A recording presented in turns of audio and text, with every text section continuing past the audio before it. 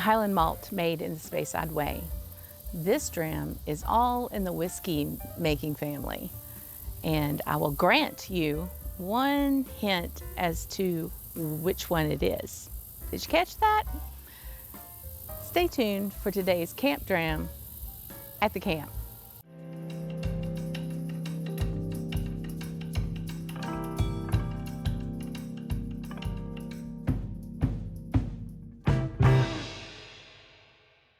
I'm Leanne, and this is Scotch on the Bayou, where we explore the wonders of Scotch whiskey and the flavor of life in Louisiana. And I'm so happy that we're back at the camp today, finally. We're going to talk about a really cool dram, and it's about family. In South Louisiana, we have some pretty common Louisiana names like Landry, Bro, Fontenot.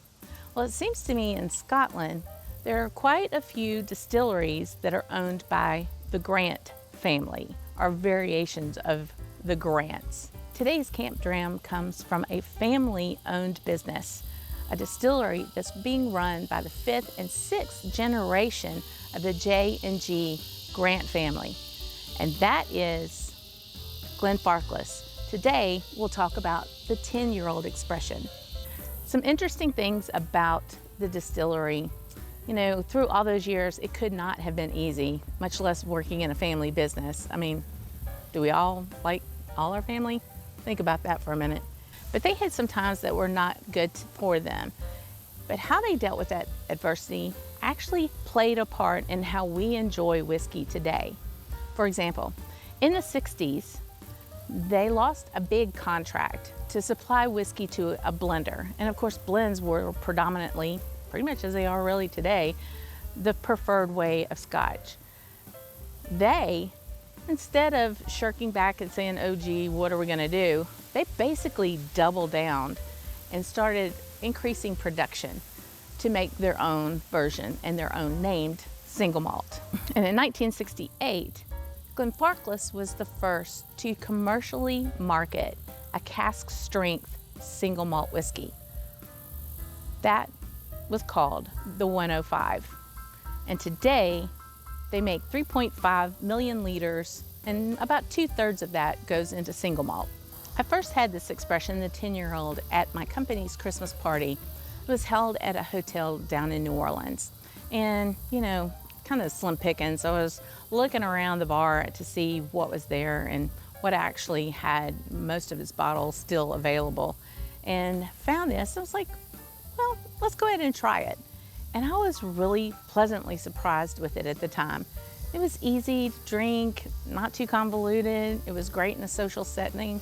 So I wanted to give it a try on a review here for the channel. So the tin comes in at 40 ABV, which means it's probably chill filtered, of course, but it is natural color and it is a pretty one. We'll get into that in a moment. So it's a Highland malt made in the Speyside way. Speyside, you're thinking sherry, and that is exactly what Glenfarclas is known for, their sherry. They even have a generations-long relationship with a family bodega in Spain. So what that does is it guarantees great sherry cask for all of their maturation needs. This one, I would think, is probably in a refill or second fill, but it still has some really good color. And we'll get into the taste in a minute to see how that pulls through. So the color is definitely a substantial amber. You know, it's there. It's 40 ABV, so it looks a little thin. You know, it's not too viscous, but it's looking happy in my glass. By the way, this is a glass I picked up on a travel to Vermont at the Simon Pierce glass blowing place. For those who want to know. So on the nose, maltiness comes through right away, and kind of a sweet, sour grape, soury wine, kind of sherry. You get the sherry. It's not overtly sherry. Vanilla's a honey, like big time vanilla. Now this glass is more open than a Glencairn, but I'm still getting some really good scents off of it. Let's see how it tastes. Straight up front, you get a lot of sweetness, some honey, again with the sour grape. Not to say you're sour grapes, but you know what I'm saying? It's like that wine kind of taste to it. It's sweet, but not heavily sherried. Very light, crisp, clean. Some heat in the mid palate. Finish hangs a little bit. It's a drier finish. Got a little bit of white pepper on the back end. Yeah, sweet up front. Little heat in mid palate. Malty. The honey comes through there. Kind of a sour sherry wine type taste to it. Finish is medium. Kind of hangs a little bit, a little white pepper on the back end of it, and it's dry, kind of like that red wine dryness too. Very light, crisp.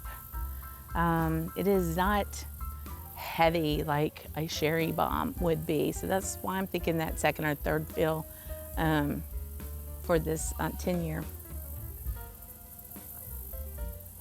Very easy to sip.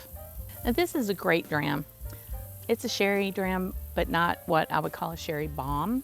And this would be great to serve somebody who's just trying Scotch, someone who just kind of want to dabble into it to see what it's about. It would be good for a bourbon drinker. And it's super for a social engagement, so you wouldn't have to really fret over your bottle or what you're gonna worry about getting. If you find this in a bar or restaurant, this would be a solid choice. This bottle was $50 during tariff time here where I live in Louisiana. That's on par of a 10-year-old Ardbeg, still about 50 bucks. And I think that's a pretty decent deal because this is easy to drink. I don't have to worry about it. I think it's a good, value for what you're getting in that taste. It's a great beginner dram for the night. And again, something that you can serve to someone and you won't freak out if they don't like Scotch.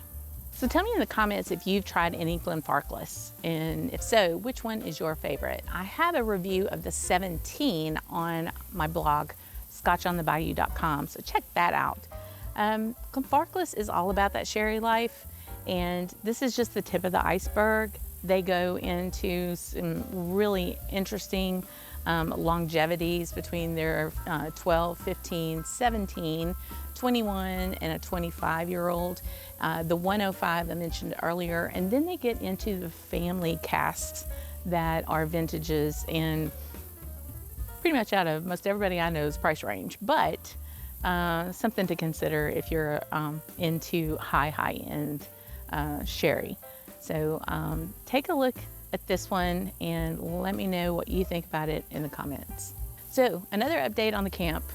Thank you all for all the love and the concern. Not only have we dealt with flood in May, but then we had Hurricane Ida, and we are almost done with renovations. We're actually here today to work more on painting, and then the flooring goes in next week. So I will give you a tour of that in upcoming videos, so stay tuned. But today I want to tell you a little bit more about the camp and the general area that it's situated in. So when you look at the topography of the camp behind me, you'll see, you actually can see some dirt and some yard that our camp is on. I am actually standing on a footbridge that goes across what we call the Bayou pit. And then there's an incline up to the road. And the reason the road is higher is to keep the river from coming over it. And in the spring and in May, you might have seen that video, the historic flood. I'll have a link to that up here. It actually topped the road and went over onto the other side and flooded a lot of people. So the road is somewhat of a levee that is of last resort that keeps the river away from that side of the road. To make the road that high, they needed extra dirt. So that's where the Bayou pit comes in.